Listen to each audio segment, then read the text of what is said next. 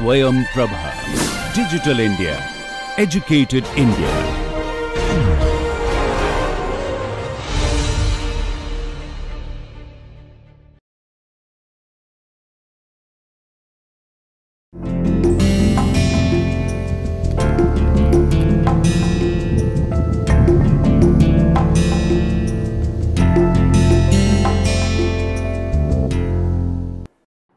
नमस्कार। पाश्चात्य राजनीतिक दार्शनिकों की श्रृंखला में अब तक हमने बहुत सारे राजनीतिक दार्शनिकों की चर्चा की है, उनके विचारों के विभिन्न आयामों को समझने का प्रयास किया है। इसी कड़ी में आज हम हेगेल की चर्चा करेंगे।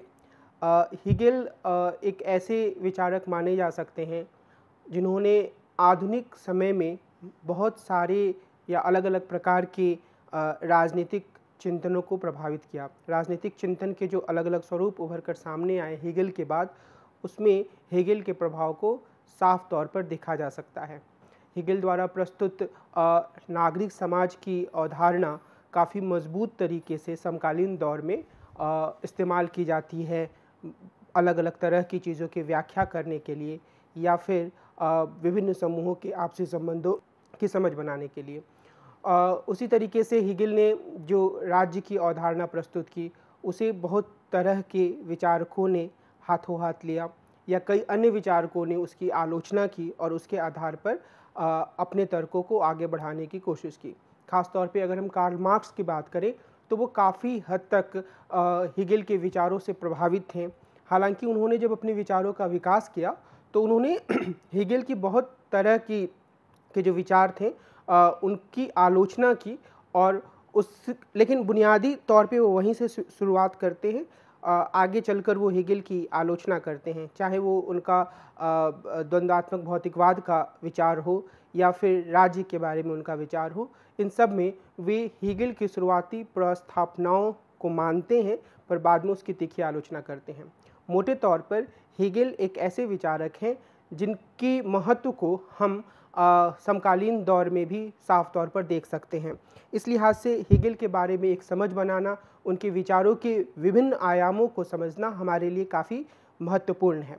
आज की जो पूरी परिचर्चा है उसमें मेरी कोशिश यह होगी कि मैं हेगेल के विचारों से जुड़े कुछ प्रमुख आयामों को आपके सामने रखूं और उन आयामों को आपके सामने रखने के बाद मैं एक आलोचनात्मक अध्ययन भी प्रस्तुत करना चाहूँगा।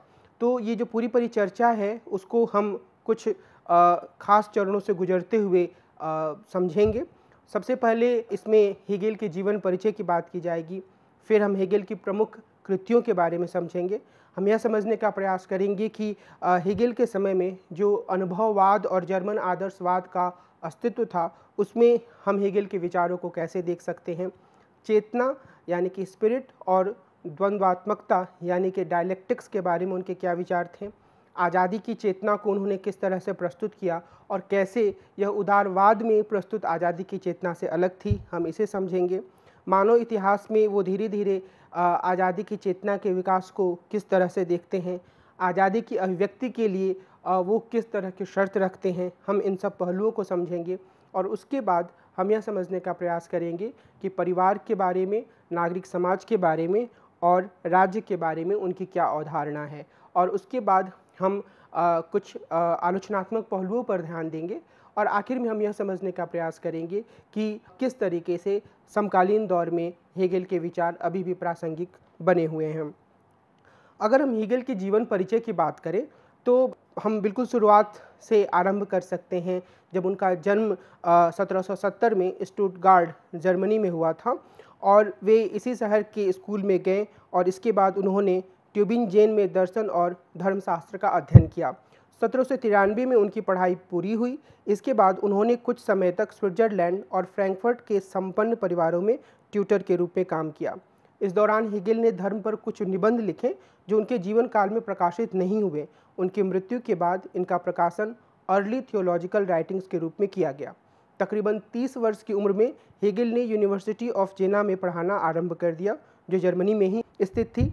यहीं पर उन्होंने अपनी महानतम कृति फेनोमेनोलॉजी ऑफ स्पिरिट की रचना की।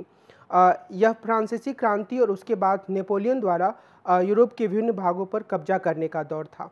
इन सब घटनाओं ने हेगेल के विचारों पर समय की बौद्धिक धाराओं ने भी हेगेल के चिंतन को प्रभावित किया। 18वीं सदी में विचारों की क्रांति को एनलाइटनमेंट या प्रबोधन के रूप में जाना गया। स्कॉटलैंड, इंग्लैंड, फ्रांस और वर्तमान जर्मनी में इसके स्थानीय संस्करण सामने आए। रोमांटिक आंदोलन में जर्मन एनलाइटनमेंट या प्रबोधन को आगे लाने में महत्वपूर्ण भूमिका अदा की। इसमें यानी कि रोमांटिक आंदोलन में व्यक्ति की आत्म अभिव्यक्ति की वकालत की गई।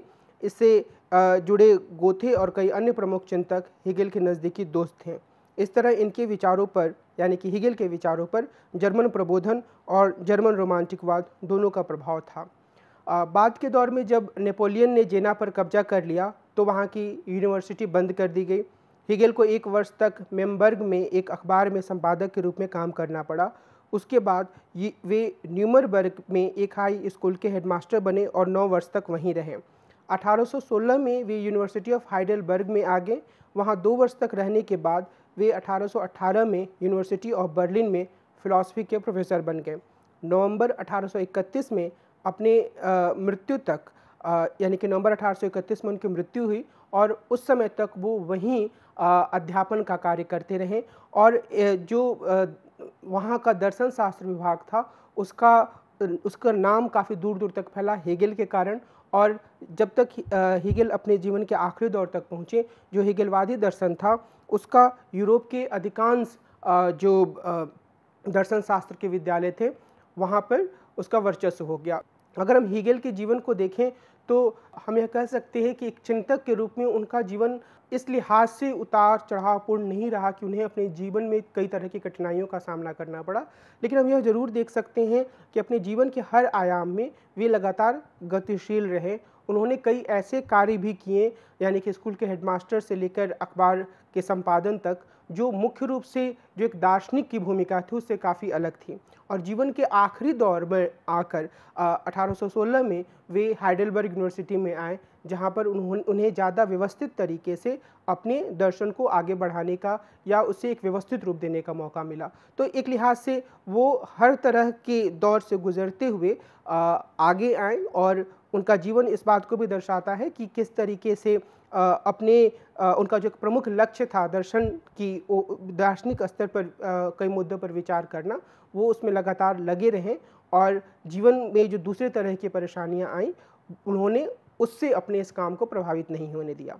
और अगर हम हेगेल की प्रमुख कृतियों की बात करें तो एक तो मुद्दा यहाँ पर साफ हो जाना चाहिए कि हेगेल एक शिक्षक थे, प्रोफेसर थे। तो उन्होंने बहुत तरह के जो लेक्चर्स दिए, जो व्याख्यान दिए, वो भी बाद में लेक्चर्स नोट के रूप में उपलब्ध हैं, जिसमें lectures on the philosophy of history, lectures on aesthetics, lectures on history of philosophy प्रमुख हैं। इसके अतिरिक्त इन्होंने कई अन्य पुस्तकों की भी रचना की। फिनोमेनोलॉजी ऑफ स्पिरिट की बात हम कर चुके हैं। साइंस ऑफ लॉजिक की रचना उन्होंने की, जो कि 3 खंडों में प्रकाशित हुई।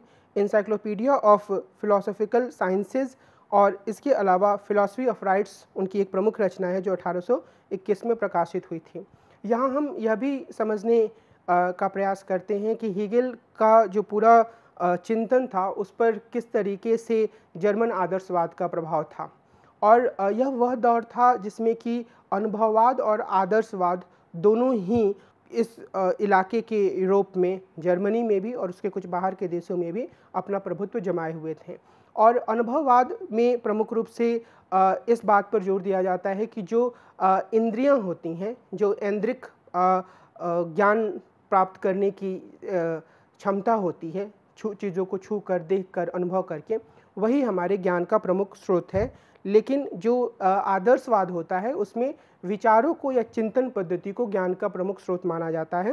और जर्मन आदर्शवाद के उभार में इमैनुअल कांट को एक प्रमुख चरित्र के रूप में देखा जाता है, जिनकी क्लासिक पुस्तक क्रिटिक ऑफ प्योर रीजन 1781 में प्रकाशित हुई थी। और हेगेल ने इसी दार्शनिक परंपरा को एक सर्वोच्च स्तर तक पहुंचाया। और यह जो दार्शनिक परंपरा थी, जैसा कि मैंने बताया, वो अनुभववाद से बिल्कुल अलग थी, जिसे कि लॉक, ह्यूम और मिल जैसे चिंतकों ने आगे बढ़ाया था। और जो एक ज्ञान मीमांसीय या एपिस्टेमोलॉजिकल प्रश्न था, वह जर्मन आदर्शवादियों को अनुभववादियों से या एम्प्रेसिस्ट से सीधे तौर पर मिला था कि मनुष्य अपनी दुनिया को कैसे जानते हैं। और इसी प्रश्न को के जवाब में कांट ने एक तरह का जवाब दिया। हीगल ने इस पर काफ़ी गहराई से विचार किया और वो उनकी यह जो प्रश्न है कि मनुष्य अपनी दुनिया को कैसे जान सकते हैं, वह उनके नैतिक और राजनीतिक चिंताओं से में स्पष्ट रूप से सामने आती है। अब हम चेतना और द्वंद्वात्मकता के संबंध में हीगल के विचारों को समझने का प्रयास करेंगे। हम यह कह सकते हैं कि ये दोनों ही आयाम हीगल के दर्शन के जटिल पहलू को अभिव्यक्त करते हैं। हीगल का दर्शन काफ़ी हद तक हमें अमूर्त लग सकता है और कई बार हमें इसे समझने में परेशानी हो सकती है। इसलिए हमारी यह कोशिश होगी कि हम बिंदुवार इन चीज़ों को साफ तौर पर आपके सामने रखें। हीगल ने यथार्थ के 3 स्तरों को बताने के लिए गाइस्ट या स्पिरिट या चेतना का शब्द का प्रयोग किया और इसमें उन्होंने कहा कि एक स्तर होता है जब व्यक्ति के रूप में मनुष्य, जिसके पास अपना मस्तिष्क होता है, सोचने समझने की क्षमता होती है या जिसके पास अपनी एजेंसी होती है, वहाँ पर ये स्पिरिट या चेतना मौजूद होती है। दूसरा, एक मानव समूह के पास जिसकी अपनी संस्कृति होती है और तीसरा ईश्वर के रूप में। और यह जो चेतना या स्पिरिट होती है वो विविध स्तरों पर अपना विकास करती है। आरंभिक चरण में व्यक्ति की बुद्धिमत्ता की शक्ति आंशिक रूप से प्राप्त व्यक्ति को के पास आंशिक रूप से बुद्धिमत्ता की शक्ति प्राप्त होती है और उसकी इच्छा भी आंशिक रूप से पूरी होती है। विल या इच्छा जो होती है वह स्पिरिट का एक अभिन्न भाग होती है। हीगल के दर्शन में इसके साथ एजेंसी की अवधारणा जुड़ी हुई है, यानी कि सोचने, विचारने और फैसला लेने की क्षमता, और यह आज़ादी का उपभोग करती है। हीगल ने यह बहुत ही महत्वपूर्ण बिंदु है कि हीगल ने एक बुनियादी अर्थ में आत्म अलगाव की अवधारणा को असीम पर या एब्सोल्यूट पर लागू किया। असीम विचार या एब्सोल्यूट आइडिया हीगल के लिए एकमात्र यथार्थ है। यह एक गत्यात्मक आत्म डायनेमिक सेल्फ है जो अलगाव और विअलगाव की चक्रीय प्रक्रिया से जूझ रहा है। अब हीगल ये कहते हैं कि जो एब्सोल्यूट आइडिया होता है, जिसे कई बार वो ईश्वर के रूप में प्रस्तुत करते हैं, उसकी प्रकृति में उसका अपने आप से अलगाव हो जाता है और यह असीम विचार या एब्सोल्यूट आइडिया का एब्सोल्यूट आइडिया जो होता है, जब उसका प्रकृति से विलगाव हो जाता है या अलगाव हो जाता है, तो फिर से वह व्यक्ति के रूप में, नागरिक समाज के रूप में और फिर आगे जाकर राज्य के रूप में अपने आप को पूर्ण रूप से अभिव्यक्त करता है। तो वो उनके इस पूरे विचारों में हम यह कह सकते हैं कि एब्सोल्यूट आइडिया का प्रकृति से अलगाव होना एक महत्वपूर्ण कारक है और इसे वो एक चक्रीय प्रक्रिया के रूप में देखते हैं, जहाँ पर एब्सोल्यूट आइडिया का प्रकृति से अलगाव होता है, बाद में वो परिवार, नागरिक समाज से आगे बढ़ते हुए राज्य के रूप में फिर से खुद को अभिव्यक्त करता है। और इसके बाद अगर हम उनके डायलेक्टिक के विचार को देखें तो हम सब इस बात से परिचित हैं कि कार्ल मार्क्स भी हीगल से डायलेक्टिक का आइडिया लेते हैं। कार्ल मार्क्स और हीगल के डायलेक्टिक के आइडिया में जो मुख्य अंतर है वो ये है कि कार्ल मार्क्स मुख्य रूप से डायलेक्टिकल मटेरियलिज्म की बात करते हैं, यानी कि भौतिकवाद में डायलेक्टिक्स के काम करने की बात करते हैं। वहीं हीगल जो है वो विचारों के स्तर पर इसकी बात करते हैं। डायलेक्टिक का जो अर्थ है या द्वंद्वात्मकता का जो अर्थ है वह यथार्थ में मौजूद प्रत्येक चीज़ की विशेषता और तार्किक संरचना है। इसके माध्यम से हमें यथार्थ का पूर्ण और वैज्ञानिक ज्ञान मिलता है। सामाजिक और राजनीतिक दुनिया सहित हर तरह के यथार्थ की एक द्वंद्वात्मक संरचना या डायलेक्टिकल संरचना होती है। यह कहने का अर्थ है कि हर परिघटना में एक तरह का अंतर विरोध या कॉन्ट्राडिक्शन होता है और फिर वो कॉन्ट्राडिक्शन का समाधान भी वहीं पर निर्मित होता है। और इस तरीके से जो डायलेक्टिक्स वर्क करता है वह हीगल के दर्शन का केंद्रीय तत्व है और इसमें एक ऑन्टोलॉजिकल थीसिस भी है और एक एपिस्टेमोलॉजिकल थीसिस भी है। ऑन्टोलॉजिकल या सत्ता मीमांसा कहने का अर्थ यह है कि इसके माध्यम से यानी कि डायलेक्टिक्स के माध्यम से हम दुनिया की स्थिति को समझ सकते हैं कि किस तरीके से अंतर्विरोध है और उसका समाधान हो रहा है। और एपिस्टेमोलॉजिकल का अर्थ यह है कि यह दुनिया की यथार्थ का जो निर्मित है उसका वर्णन करता है। तो ऑन्टोलॉजिकल यह बताता है कि दुनिया की सत्ता किस रूप में है और उसके ज्ञान को हम एपिस्टेमोलॉजिकल तरीके से समझ सकते हैं। और जो डायलेक्टिक्स या द्वंद्वात्मकता है वह इन दोनों से जुड़ी हुई है। अगर हम इसको एक उदाहरण के रूप में समझें तो हम यह कह सकते हैं कि यह वाद, प्रतिवाद और संवाद के माध्यम से आगे बढ़ता है। थीसिस, एंटीथीसिस और सिंथेसिस। और इस संदर्भ में अगर हम उनके परिवार, नागरिक समाज और राज्य के उदाहरण पर विचार करें, जिसके बारे में आगे हम और विस्तार से देखेंगे, तो अगर हम सिर्फ डायलेक्टिक्स को समझने के लिए इस उदाहरण का प्रयोग करें, तो हेगल यह मानते हैं कि जो परिवार होता है वह एक तरीके से पर्टिकुलर अल्ट्रुइज्म का क्षेत्र होता है। यहाँ पर कुछ लोगों का कुछ खास लोगों के प्रति स्वार्थहीन प्यार होता है। लेकिन तो यह एक थीसिस हो गई। इसकी एंटीथीसिस नागरिक समाज के रूप में होता है, जहाँ पर हर व्यक्ति अपने इगोइज्म के अनुसार, अपने स्वार्थ के अनुसार काम करता है। और तो यह एक एंटीथीसिस हुआ। और जब ये इन दोनों का कॉन्ट्राडिक्शन रिजॉल्व होता है तो राज्य में होता है, हेगल ये मानते हैं, जहाँ पर जो राज्य होता है वह एक तरीके से हर किसी के लिए परार्थवाद या स्नेह या दया या जुड़ाव की भावना रखता है। तो इस हिसाब से हेगल थीसिस, एंटीथीसिस और सिंथेसिस, वाद प्रतिवाद और संवाद के माध्यम से दुनिया के हर तरह की घटनाओं के कॉन्ट्राडिक्शन या अंतर्विरोधों को सामने लाने का दावा करते हैं। और अगर हम आज़ादी की चेतना की बात करें, जो कि हेगल के लेखन का, हेगल के चिंतन का एक प्रमुख भाग है, तो हमें यह एक तो बुनियादी रूप से समझ लेना चाहिए कि जो सामाजिक समझौतावादी सिद्धांतकार थे, यानी कि हॉब्स, लॉक, रूसो, जिनके बारे में हम बातचीत कर चुके हैं, उनकी तरह ही हेगल भी यह मानते थे कि जो स्वतंत्रता है वह एक मुख्य तत्व है, मुख्य व्यक्तिगत आज़ादी के रूप में यह मुख्य आधुनिक मूल्य है। और इस लिहाज से बार बार वो जब ऐतिहासिक घटनाओं का वर्णन करते हैं तो वो उनका जिक्र ऐसे संघर्षों के रूप में करते हैं जिनका लक्ष्य हासिल करना था। वे यह भी कहते हैं कि राजनीतिक संस्थाओं की वैधता की कसौटी यह है कि क्या वे स्वतंत्रता को बाधित करती हैं या इसे प्राप्त करने में सहायता करती हैं। लेकिन यह भी साफ हो जाना चाहिए कि हॉब्स की या कांट की जो आज़ादी की अवधारणा है उससे जो हेगल हैं उनकी आज़ादी की अवधारणा काफ़ी अलग। हॉब्स ने आज़ादी को इच्छाओं के आबादित तरीके से पूरे होने के रूप में देखा, वहीं कांट यह मानते हैं कि आज़ादी ऐन्द्रिक इच्छाओं के विरोध में होती है। हेगल की आज़ादी के अर्थ में अन्य को धारण करने का विचार मुख्य है, यह उनके लिए आज़ादी की शर्त है। वे यह कहते हैं कि चूँकि मनुष्यों के पास चेतना होती है, इसलिए जब एक मनुष्य अपनी इच्छाओं को पूरा करने के लिए कार्य करता है तो यह कार्य किसी पशु के द्वारा किए गए कार्य से भिन्न होता है, क्योंकि एक मनुष्य अपनी इच्छा की वस्तु का प्रतिनिधित्व करता है। और हेगल के लेखन में हम अक्सर ये पाते हैं कि वे व्यक्तिगत आज़ादी को आत्म और अन्य के बीच में संबंध के रूप में परिभाषित करते हैं। हेगल स्वतंत्रता या आज़ादी के लिए आत्मनिर्णय शब्द का प्रयोग करते हैं। इसके माध्यम से वे हमारा ध्यान ऐसे आत्म की ओर ले जाते हैं जो खुद के बारे में निर्णय लेने का प्रयास करता है। आत्म की एक भावना होने के लिए आवश्यक है कि आत्म चेतना हो। हेगल कहते हैं कि एक अन्य आत्म या अन्य से अंतःक्रिया होने पर ही एक ऐसी चेतना उत्पन्न हो सकती है। तो ये जो आत्म या हम खुद को जो समझते हैं हेगल के पूरे चिंतन में यह बात सामने आती है कि हम खुद को तभी समझ सकते हैं जब हमारा जुड़ाव किसी अन्य से हो। एक तरीके से इसका अर्थ यह है कि हम समुदाय के भीतर ही दूसरे लोगों से जुड़कर ही अपने आप को पा सकते हैं और तभी हम अपनी आज़ादी का उपभोग कर सकते हैं। और अगर हम यह सोचते हैं, जैसा कि उदारवाद में कहा जाता है, कि एक आत्म अपने आप में ऑटोनोमस होता है, वह हर तरह की चीज़ों पर प्रश्न खड़े कर सकता है, उसे कोई भी चीज़ बाधित नहीं कर सकती है, तो यह विचार अपने आप में पूर्ण नहीं है। हेगल के अनुसार प्रत्येक आत्म को एक अन्य की ज़रूरत होती है और अन्य के साथ जो एक पारस्परिक मान्यता होती है, एक रिकॉग्निशन, म्यूचुअल रिकॉग्निशन जिसे हम कह सकते हैं, उसकी ज़रूरत होती है।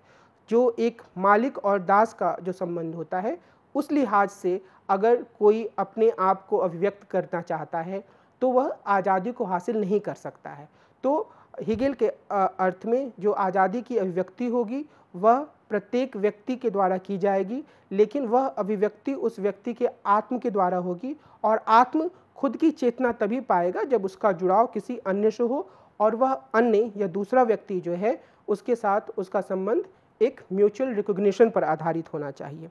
और इस लिहाज से हम यह कह सकते हैं कि उनका, यानी कि हेगल का जो आज़ादी का विचार है वह काफ़ी हद तक जो उदारवादी विचार हैं जिसमें एटोमिस्ट या अणुवादी इंडिविजुअल की बात की जाती है उससे अलग जाती है और वो एक समुदाय के भीतर और अन्य व्यक्तियों के साथ संबंधों पर जोर देते हैं। हेगल कहते हैं कि मानव इतिहास में धीरे धीरे आज़ादी की चेतना का विकास हुआ और ये पूरे मानव इतिहास को आज़ादी के विचार की क्रमिक प्राप्ति के रूप में पेश करते हैं। मसलन वे यह कहते हैं कि चीन, भारत और पर्शिया में प्राच्य निरंकुशवाद था, जिसमें यह माना जाता था कि सिर्फ एक व्यक्ति यानी राजा ही स्वतंत्र होने का हकदार है। प्राचीन ग्रीक नगर राज्यों में सिर्फ स्वतंत्र पुरुष को यह अधिकार था। लेकिन धर्म सुधार आंदोलन के बाद एक आधुनिक विचार का उभार हुआ, जिसमें सभी मनुष्यों को व्यक्तिगत आज़ादी का हकदार माना गया। हालांकि इसकी अपनी सीमाएं थीं इस विचार की भी, महिलाएं काफ़ी समय तक इससे बाहर रहीं।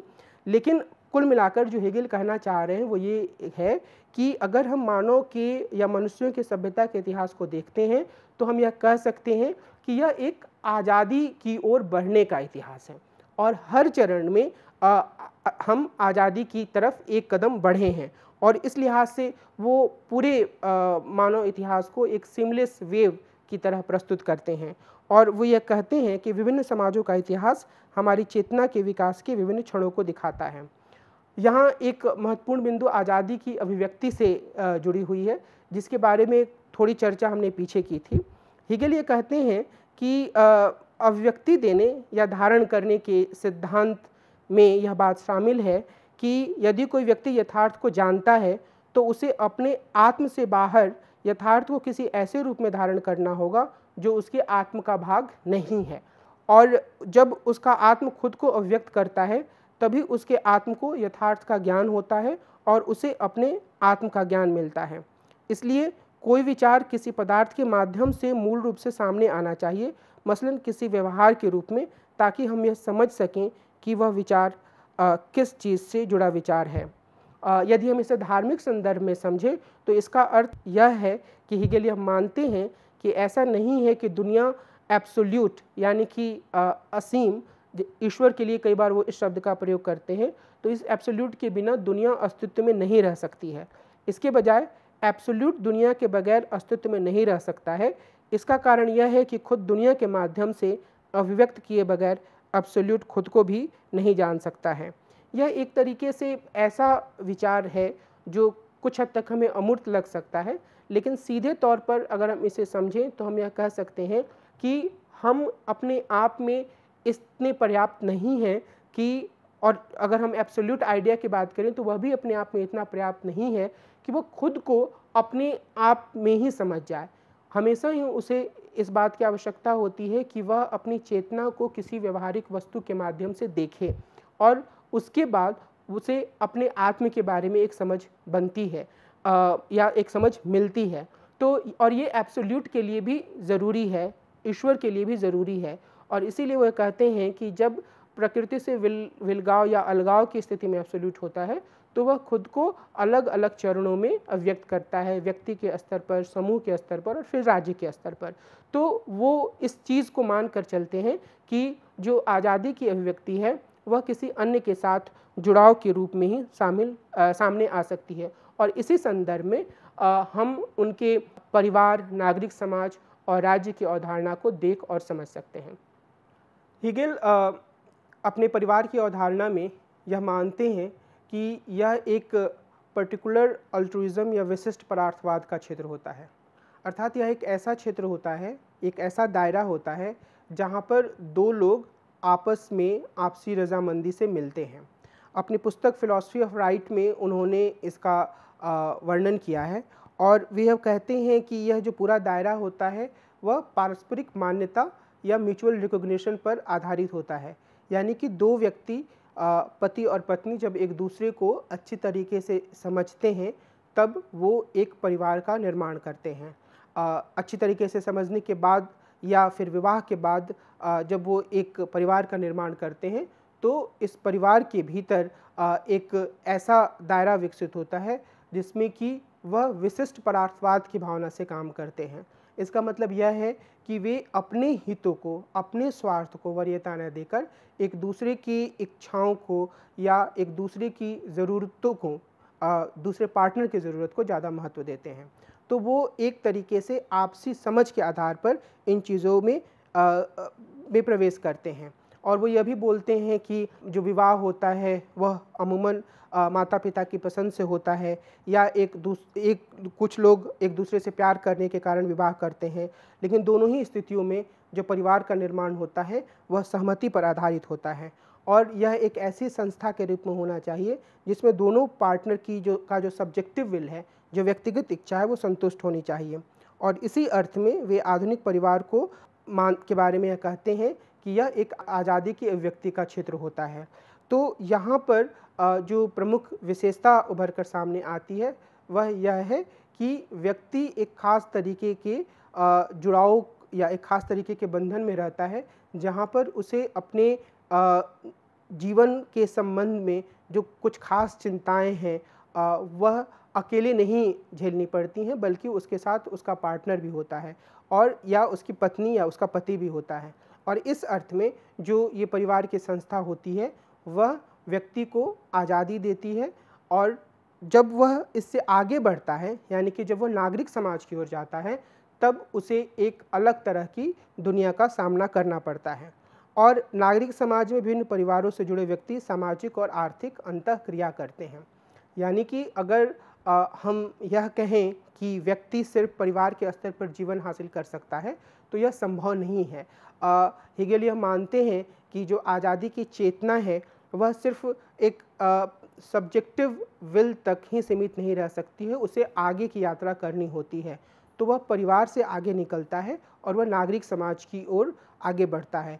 और जब व्यक्ति नागरिक समाज में प्रवेश करता है तो वहाँ उसे अपने जैसे ही अन्य व्यक्ति भी मिलते हैं और यहीं पर वह आर्थिक अंतःक्रिया करता है, यानी कि व्यापार करता है, अलग अलग तरह की गतिविधियाँ करता है और लोगों से एक तरह का जुड़ाव भी कायम करता है। तो यह एक अर्थव्यवस्था के व्यापक क्षेत्र के रूप में भी सामने आता है।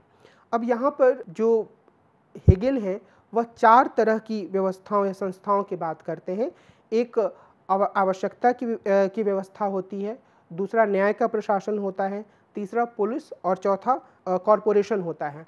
अब हेगेल की जो आवश्यकताओं की व्यवस्था की बात है, इसमें व्यक्तियों द्वारा कमोडिटी का उत्पादन और विनिमय किया जाता है और इसके द्वारा व्यक्ति अपनी भौतिक आवश्यकताओं को संतुष्ट करने का प्रयास करते हैं। अगर हम इसे कुछ उदाहरणों के द्वारा समझने का प्रयास करें तो इसका अर्थ यह है कि अगर हम अपने घर से बाहर निकलते हैं तो हम सब एक ऐसे व्यक्ति के रूप में होते हैं जो कोई ना कोई काम कर रहा होता है, कोई ना कोई गतिविधि करता है। हेगेल यह मानते हैं कि इस व्यवस्था में या इस स्थिति में हम सब जो काम करते हैं वह अपने स्वार्थ के लिए करते हैं, अपने स्वार्थ के आधार पर करते हैं और दूसरे व्यक्ति से जो हमारी अंतःक्रिया होती है, जो हमारा इंटरैक्शन होता है, जो हमारा लेन देन होता है, वह भी इसी स्वार्थ पर आधारित होता है। मिसाल के तौर पर अगर हमें भूख लगती है और हम अपने घर में जाते हैं तो हेगेल के इस विचार का प्रयोग करते हुए हम यह कह सकते हैं कि घर में हमारे लिए कोई चिंता करने वाला है जो बिना किसी स्वार्थ के हमें खाना बना के दे सकता है। लेकिन अगर हम नागरिक समाज में हैं और हमें भूख लगती है तो हम किसी होटल में जाते हैं और उस होटल में हमें अच्छा खाना मिल सकता है, लेकिन उसके बदले में हमें पैसा देना होता है। यहाँ जो संबंध होता है वो पूरी तरीके से विनिमय पर आधारित होता है। होटल का व्यक्ति हमें इसलिए खाना नहीं खिलाएगा कि उसके मन में हमारे लिए स्नेह है या हमारी चिंता है या उसे ऐसा लगता है कि उसे भूखे व्यक्ति को खाना खिलाना चाहिए। वह हमें खाना इसलिए खिलाएगा क्योंकि हम उसे पैसा दे रहे हैं और हम भी किसी खास तरह के होटल में इसीलिए जाते हैं क्योंकि हमें यह अंदाज़ा होता है कि वहाँ या तो हमारा पसंदीदा भोजन मिलेगा या अच्छा भोजन मिलेगा।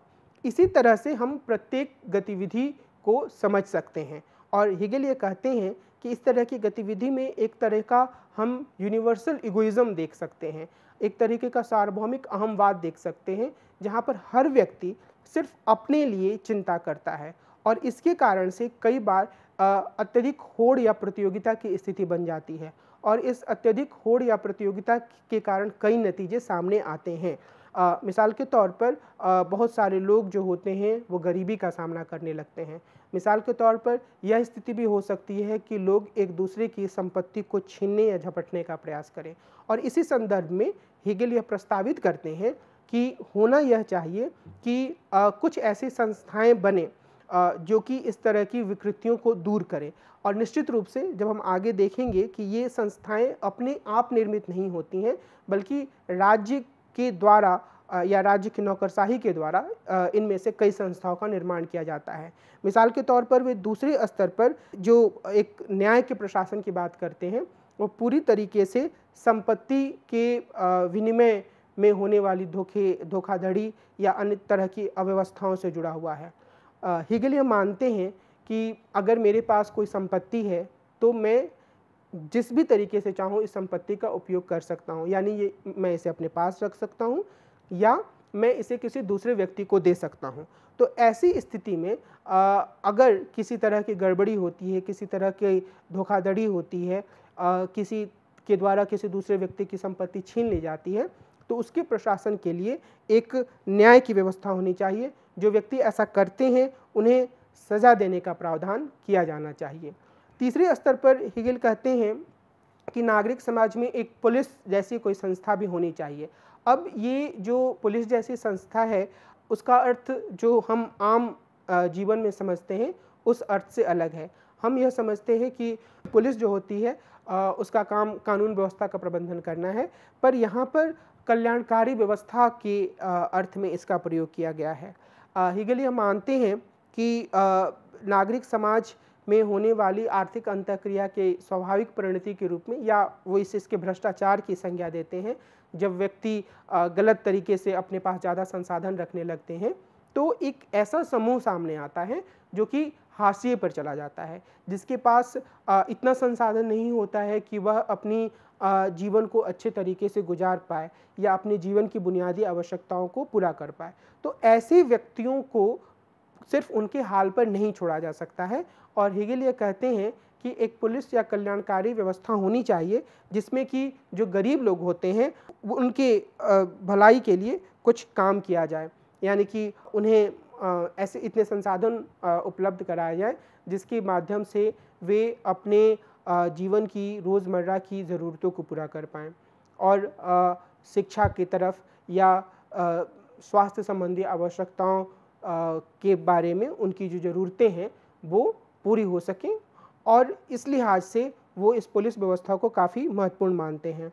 इसके बाद हेगल यह कहते हैं कि जिस एक उन्होंने कॉरपोरेशन की भी व्यवस्था की बात की है, जो नागरिक जो समाज होता है उसका चौथा तत्व होता है, और जो ये कॉरपोरेशन होता है उसमें उनसे उनका मानना यह है कि नागरिक समाज में अलग अलग तरह के लोग हैं और ये भिन्न भिन्न प्रकार की आर्थिक गतिविधियां करते हैं, और इसमें जब एक तरह की गतिविधि करने वाले लोग आपस में मिल जाते हैं तो ये सभी लोग मिलकर एक तरीके का कॉरपोरेशन बना लेते हैं, एक समूह का निर्माण कर लेते हैं, और इस समूह के भीतर जितने लोग होते हैं उनके अपने हित जो हैं वो एक जैसे होते हैं।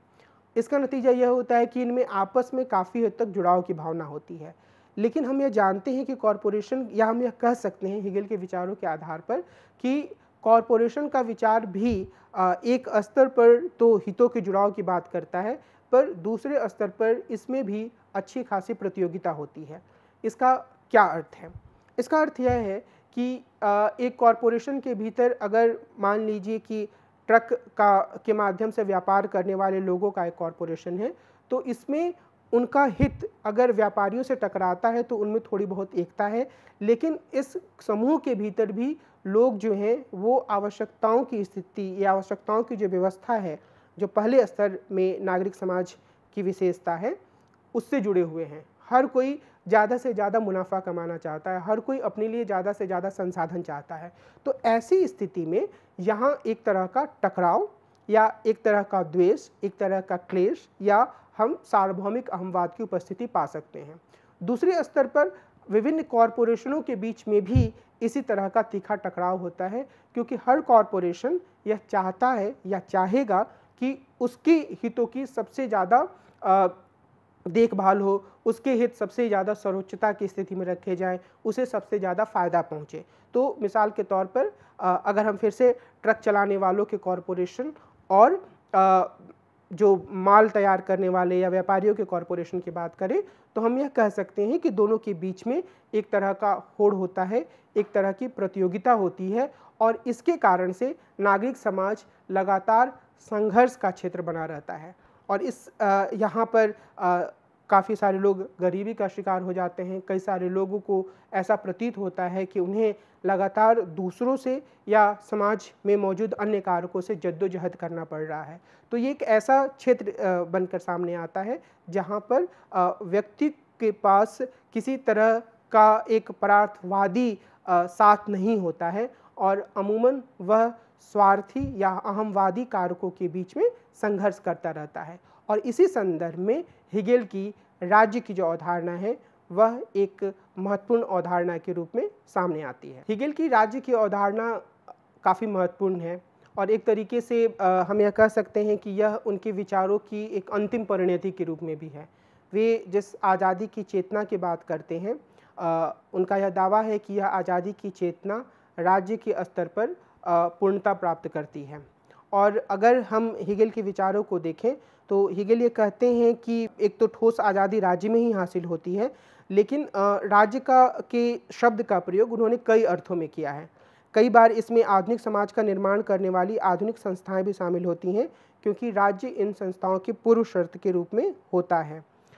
लेकिन वो कई बार इसका प्रयोग एक व्यापक राजनीतिक समुदाय के रूप में करते हैं और यहाँ इस राजनीतिक समुदाय में अन्य सभी प्रकार के सामाजिक जीवन या सद्गुण या राजनीतिक समुदाय की विशेषताएं सम्मिलित हो जाती हैं, क्योंकि राज्य के स्तर पर लिया जाने वाला निर्णय ही अन्य प्रकार की सामाजिक अंतःक्रियाओं को प्रशासित करता है। यानी कि परिवार एक प्राकृतिक संस्था नहीं होती है हेगेल के विचारों के अनुसार, बल्कि राजनीतिक समुदाय के रूप में राज्य के द्वारा इसका निर्माण किया जाता है। राज्य इसके बारे में राजनीतिक समुदाय के रूप में फैसला करता है। इसी अर्थ में राज्य या राजनीतिक समुदाय परिवार या नागरिक समाज जैसे अन्य सदस्यों से पूर्व होता है। इन विचारों से यह साफ है कि राज्य का जो विचार है हेगेल का, वह एक राज्य के जैविक सिद्धांत के करीब चला जाता है। अब अगर हम हेगेल के विचार के दूसरे आयाम पर जाएं, जहां पर वो संकुचित अर्थ में इसका प्रयोग करते हैं और वो बताते हैं कि राज्य किस तरीके से काम करता है, तो राज्य का एक अलग स्वरूप उभर कर सामने आता है। लेकिन राज्य का जो यह वर्णन है, इसे और थोड़े करीब से समझने की आवश्यकता है। हेगेल यह कहना चाह रहे हैं कि नागरिक समाज में जहाँ व्यक्ति आपस में संघर्ष में उलझे रहते हैं, जब वो राज्य की ओर आगे बढ़ते हैं तो राज्य एक ऐसी संस्था के रूप में सामने आता है जहाँ पर यूनिवर्सल अल्ट्रुइज्म या सार्वभौमिक परार्थवाद की विशेषता होती है। यानी कि प्रत्येक व्यक्ति को यह एहसास होता है कि जो राज्य है वह उसके लिए चिंता करता है, राज्य जो है वह उसकी भलाई का ध्यान रखेगा, राज्य जो है वह उसके साथ किसी खास संस्था या किसी खास व्यक्ति का पक्ष लेते हुए बर्ताव नहीं करेगा। तो यह राज्य जो है, इसमें हर व्यक्ति अपनी आज़ादी को साफ तौर पर देखता है। यहाँ पर जो दूसरा आयाम है वह यह है, हेगेल मानते हैं कि जो राज्य होता है वह परिवार और नागरिक समाज से उच्चतर होता है और वह चाहे तो इनको अपने तरीके से प्रबंधन की ओर ले जा सकता है। अपने खास तरीके से वह नागरिक समाज के कुछ संस्थाओं की स्थिति को बदल सकता है। वह इनसे प्रभावित नहीं होता है बल्कि इन्हें प्रभावित करता है। तो राज्य परिवार और नागरिक समाज से उच्चतर संस्था के रूप में एक ऐसी संस्था बन जाता है जो इन पर निर्भर नहीं है, परिवार और नागरिक समाज पर, बल्कि परिवार और नागरिक समाज इस पर निर्भर हैं। और यहीं पर एक जैविक सिद्धांत या ऑर्गेनिक थियरी की बात सामने आती है, जहाँ पर राज्य इतना उच्चतर है कि उसके जो बाकी अंग हैं वो उसके आगे छोटे बन जाते हैं, या हम यह कह सकते हैं कि बाकी अंग जो हैं वह राज्य को बेहतर बनाने के एक साधन बन जाते हैं। आगे हम देखेंगे कि इसके खतरे क्या हैं, लेकिन मुख्य रूप से हमें हेगेल के राज्य की सिद्धांत की जो पहली व्याख्या है उसमें इस बात को याद रखने की ज़रूरत है कि हेगेल इसे एक आज़ादी की चरम अभिव्यक्ति मानने के साथ साथ एक ऐसी संस्था के रूप में प्रस्तुत करते हैं जहाँ पर हर तरह के अंतर्विरोधों का समाधान हो जाता है और हर समुदाय खुद को इससे जुड़ा हुआ पाता है।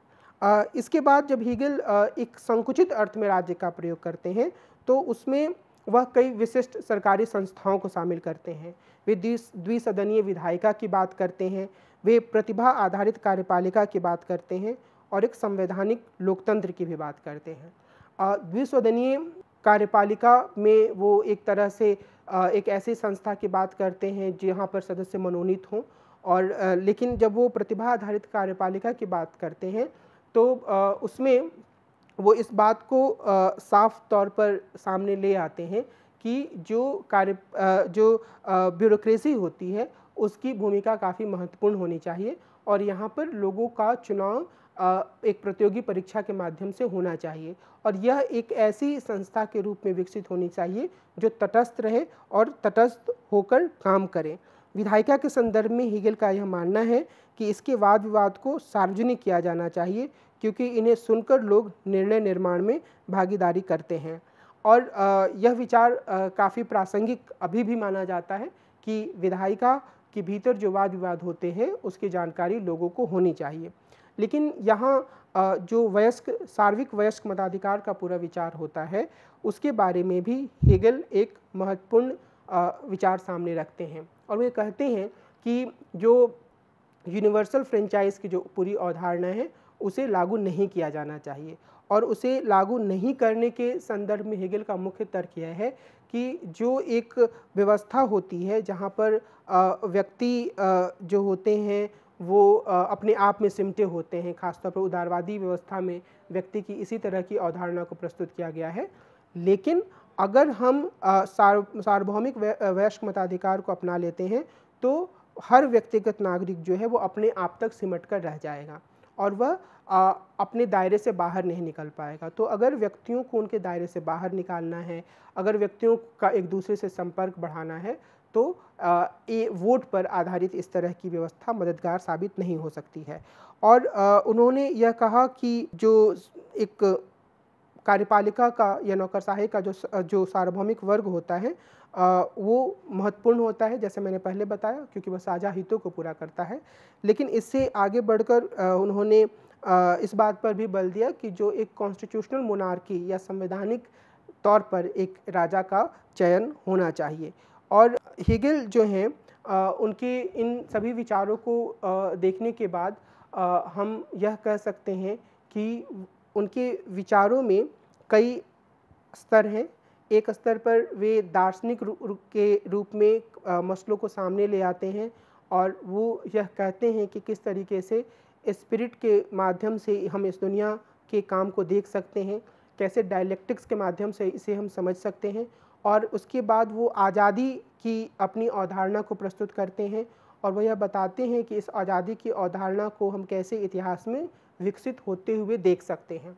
और उसके बाद उन्होंने यह बताया कि जो आज़ादी होती है वो हमेशा ही किसी अन्य के माध्यम से सामने आती है और वो यह कहते हैं कि जो एब्सोल्यूट स्पिरिट होता है उसका प्रकृति से अलगाव होता है और फिर वह खुद को व्यक्ति के रूप में, परिवार में, फिर समूह में यानी कि नागरिक समाज में और फिर राज्य में अभिव्यक्त करता है या अपनी आज़ादी की पूर्णता की ओर बढ़ता है। तो इस लिहाज से उन्होंने परिवार, नागरिक समाज और राज्य का एक विचार सामने रखा। तो ये सभी विचार काफ़ी महत्वपूर्ण रूप में सामने आते हैं। लेकिन हेगेल के विचारों की कुछ बुनियादी खामियां हैं और अगर हम इन बुनियादी खामियों पर नज़र डालें तो जो सबसे पहली बात तो यही है कि जिस तरीके से वो वयस्क मताधिकार को खारिज कर देते हैं स्वतंत्रता पर जोर देने के बावजूद, उससे ऐसा प्रतीत होता है कि वे एक ऐसी व्यवस्था को स्वीकार करने के लिए तैयार नहीं है जहां पर हर व्यक्ति की आवाज़ का अपना महत्व हो। तो आधुनिकता की ओर या आधुनिक व्यवस्थाओं या आधुनिक आज़ादी का पक्ष लेने के बावजूद वो एक ऐसी व्यवस्था का समर्थन करने के लिए तैयार नहीं है जो कि एक व्यक्ति और एक वोट के सिद्धांत पर आधारित हो। तो यह एक तरीके से उनके विचारों का एक यह कहा जा सकता है कि नकारात्मक पक्ष है। दूसरे स्तर पर वो आज इतिहास को, जैसा हमने देखा, एक सीमलेस वेब के रूप में देखते हैं जो आपस में गुथा हुआ है और इस वेब में आज़ादी की यात्रा की जा रही है, यानी कि आज़ादी का जो विचार है वो लगातार आगे बढ़ रहा है और वह अपनी सर्वोच्चता के स्तर पर इस यात्रा से गुजरकर पहुंचता है, ऐसा हेगेल का विचार है। लेकिन जो इस पूरे वर्णन में हेगेल यह मानकर चलते हैं कि जो पिछला दौर था उससे आगे का दौर आज़ादी की दिशा में एक और कदम है। लेकिन हम यह कह सकते हैं कि इससे हेगेल के इस बात की व्याख्या नहीं कर पाते हैं कि जो तानाशाही उभर कर सामने आती है, जो आतंकवाद उभर कर सामने आता है, जो कई ऐसी परिस्थितियाँ उभर कर सामने आती हैं जिसमें आज़ादी ज़्यादा बाधित लगती है, उसे कैसे समझा जाए।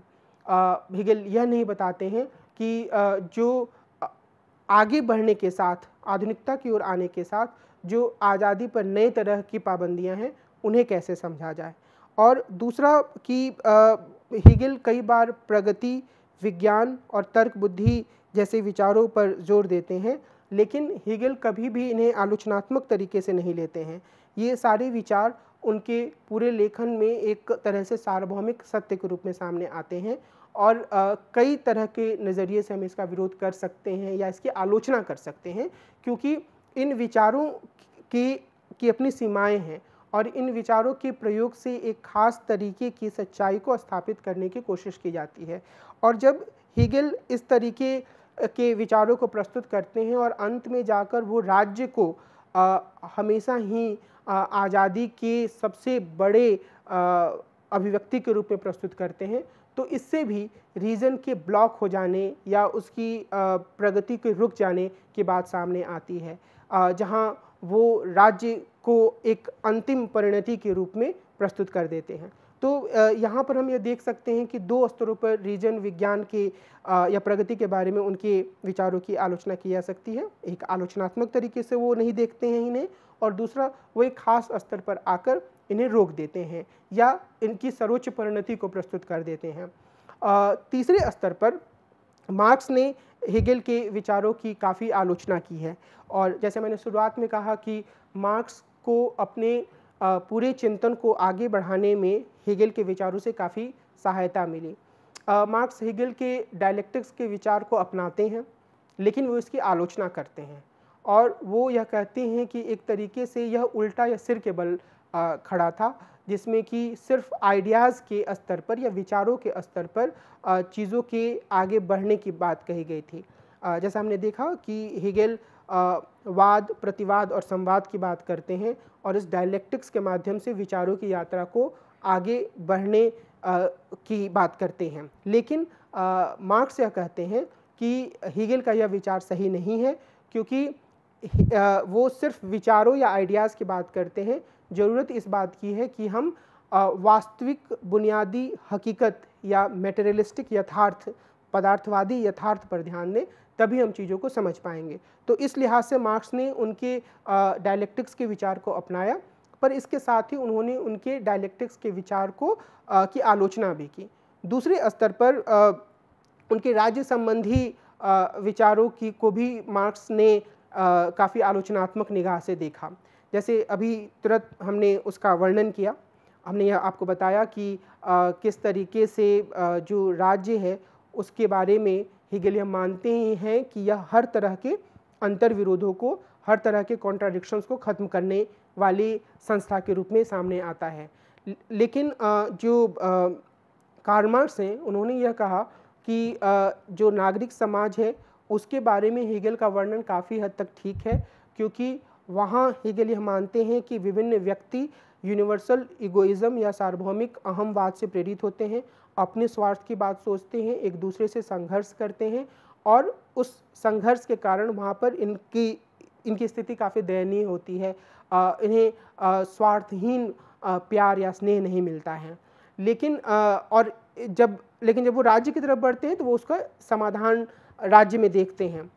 कार्ल मार्क्स यह बोलते हैं कि असल में ये जो पूरा संघर्ष होता है जो कि नागरिक समाज में चलता है, अलग अलग समूहों के बीच चलता है, अलग अलग वर्गों के बीच चलता है, वह संघर्ष राज्य तक आगे जाता है। यानी कि राज्य में उस संघर्ष का समाधान नहीं होता है, राज्य में उस संघर्ष के समाधान होने का विचार गलत है। उनका यह कहना है कार्ल मार्क्स का कि जो समूह राज्य के भीतर आपस में संघर्ष कर रहे हैं, उन्हीं में से कोई एक समूह राज्य को अपने हिसाब से संचालित करने की कोशिश करता है, और ऐसा करने में वह समूह या कुछ समूहों का गठजोड़ सफल होता है जो कि अन्य वर्गों या समूहों की तुलना में ज़्यादा मजबूत स्थिति में होता है। तो मिसाल के तौर पर कार्ल मार्क्स यह कहते हैं कि जो पूंजीवादी व्यवस्था होती है उसमें जो पूंजीपति वर्ग होता है, जो कि एक प्रभुत्वशाली वर्ग होता है, जो सबसे मजबूत वर्ग होता है, वह राज्य को अपने तरीके से संचालित करता है। तो राज्य जो कि एक आज़ादी के सर्वोच्च स्रोत के रूप में हेगेल के विचारों के में सामने आता है, वहीं कार्ल मार्क्स इसे एक ऐसी संस्था के रूप में प्रस्तुत करते हैं जो कि समाज के सबसे मजबूत तबके के हितों का पूरा करता है, या फिर वो पूंजीवादी व्यवस्था के संदर्भ में कहते हैं कि जो राज्य होता है ऐसी व्यवस्थाओं में, वह एक तरीके से पूंजीपति वर्ग की कार्यपालिका के रूप में काम करता है, यानी वह वही सारे काम करता है जो इस प्रभुत्वशाली या मजबूत वर्ग के हितों के अनुरूप होती हैं, उनके हितों को पूरा करती हैं।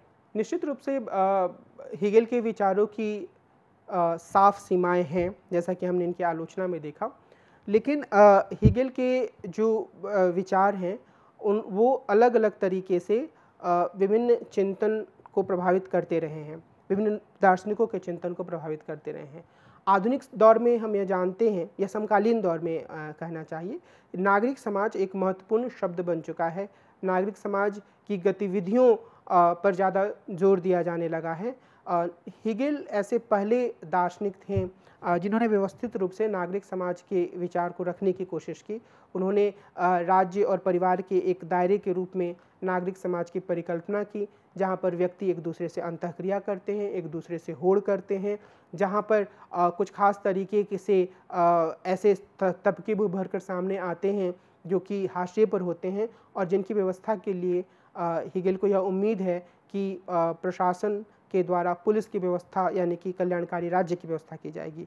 तो हेगेल एक ऐसे चिंतक के रूप में सामने आते हैं जिन्होंने बहुत ही आरंभिक रूप में नागरिक समाज के विचार को प्रस्तुत किया। दूसरे स्तर पर मैंने इस बात का पहले वर्णन किया कि जो कार्ल मार्क्स का लेखन था उसमें काफ़ी प्रभाव हेगेल का दिखता है, और हम इस बात को भी देख सकते हैं, या हमें यह बात याद रखने की ज़रूरत है कि कार्ल मार्क्स अपने शुरुआती दौर में हेगेल से काफ़ी प्रभावित हैं, और एक यंग हेगेलियंस या युवा हेगेलवादी करके समूह 1830 और 1840 के दशक में उभर कर सामने आया था, जहाँ पर हेगेल के विचारों की एक तरीके से हम कह सकते हैं वामपंथी व्याख्या की गई थी, जहाँ पर हेगेल के विचारों की काफ़ी क्रांतिकारी व्याख्या करने की कोशिश की गई थी। और इसमें ये जो यंग हेगेलियन ग्रुप था उसमें मार्क्स भी जुड़े हुए थे, काफ़ी समय तक फ्रेडरिक एंगल्स भी इससे प्रभावित हुए, और हम ये देख सकते हैं कि कार्ल मार्क्स और फ्रेडरिक एंगल्स 1840 के दशक के मध्य में ही इससे बाहर निकलते हैं। यह जो यंग हेगेलियंस का ग्रुप था उसमें यह कोशिश की गई थी कि जो हेगेल के धर्म से संबंधित विचार हैं उसका एक रैडिकल तरीके से इस्तेमाल करते हुए समाज में धर्म की आलोचना प्रस्तुत की जाए। हालांकि बाद में इस समूह की अपनी सीमाएं उभर कर सामने आने लगीं, और खुद इस समूह के सदस्यों को ऐसा लगने लगा कि हेगेल के विचार काफ़ी सीमित हैं, जैसा कि कार्ल मार्क्स और फ्रेडरिक एंगल्स को लगा। लेकिन हेगेल ने हम इस बात से इनकार नहीं कर सकते हैं कि हेगेल ने कार्ल मार्क्स के विचारों को काफ़ी गहराई से प्रभावित किया। दूसरा हम यह कह सकते हैं कि जो समकालीन दौर में एक समुदायवादी चिंतन का उभार हुआ है, उसमें भी हेगेल के विचारों का काफ़ी असर या काफ़ी प्रभाव रहा है। जिस तरीके से समुदायवाद के भीतर यह जोर दिया जाता है, मुझे उम्मीद है कि आप इसके बारे में थोड़ा बहुत परिचित होंगे कि समुदायवाद उदारवाद की आलोचना करता है, और विशेष रूप से इसका उभार 1980 के दशक में हुआ, और इसमें जॉन रॉल्स के लेखन की आलोचना की गई। जॉन रॉल्स ने जिस तरीके से समुदायवाद का उदारवाद का विचार रखा था उसकी आलोचना की गई, और यह कहा गया कि विशेष रूप से जॉन रॉल्स और सामान्य रूप से उदारवाद के भीतर व्यक्ति एक एटोमिस्ट व्यक्ति या अणुवादी व्यक्ति के रूप में सामने आता है, और यहाँ पर जिस व्यक्ति की कल्पना की गई है वह व्यक्ति कभी भी अपने आप में स्वायत्त नहीं हो सकता है, क्योंकि उसका किसी से कोई जुड़ाव नहीं है। और इस संदर्भ में जो हेगेल की आज़ादी या स्वतंत्रता का जो विचार है, जिसमें वे यह मानते हैं कि प्रत्येक आत्म या प्रत्येक व्यक्ति अपनी स्वतंत्रता दूसरे किसी अन्य के संदर्भ में ही हासिल कर सकता है, वह काफ़ी महत्वपूर्ण हो जाती है। और इसी को आधार बनाते हुए समुदायवादियों ने भी यह बताने की कोशिश की है कि जो उदारवादियों की जो समझ है या जॉन रॉल्स की जो समझ है व्यक्ति की स्वतंत्रता के बारे में, वह अत्यंत सीमित है और इस बात की आवश्यकता है कि व्यक्ति के समाज में एम्बेडेड या सन्निहित होने, उससे जुड़े होने के विचार को काफ़ी महत्व दिया जाए। तो इस लिहाज से ये कुछ ऐसे प्रमुख दायरे हैं जहाँ पर हेगेल के विचार सामने आते हैं। कई अन्य दायरों में भी हेगेल के विचारों की प्रासंगिकता है। निश्चित रूप से इनकी विचारों की अपनी सीमाएं हैं और इनकी कई बार काफ़ी नकारात्मक तरीके से व्याख्या की जा सकती है। मसलन कोई एक तरीके से राज्य को सर्वोच्च मानने के लिए, राज्य की सर्वोच्चता को सबसे ज़्यादा महत्वपूर्ण मानने और अन्य संस्थाओं को कमतर मानने के लिए भी हेगेल के विचारों का इस्तेमाल कर सकता है। लेकिन निश्चित रूप से हेगेल आधुनिक समय के एक ऐसे विचारक के रूप में सामने आते हैं जिन्होंने अपने समय के महत्वपूर्ण मसलों पर विचार किया, काफ़ी गहरे दार्शनिक स्तर पर जाकर उनका विचार किया और उनके विचार वर्तमान समय में भी कई तरह की समस्याओं की जटिलता को समझने में सहायक साबित हो रहे हैं। हेगेल के बारे में इस पूरी परिचर्चा को मैं यहीं विराम दूंगा। अगले अंक में हम मिलेंगे और एक नए राजनीतिक दार्शनिक की चर्चा करेंगे। नमस्कार।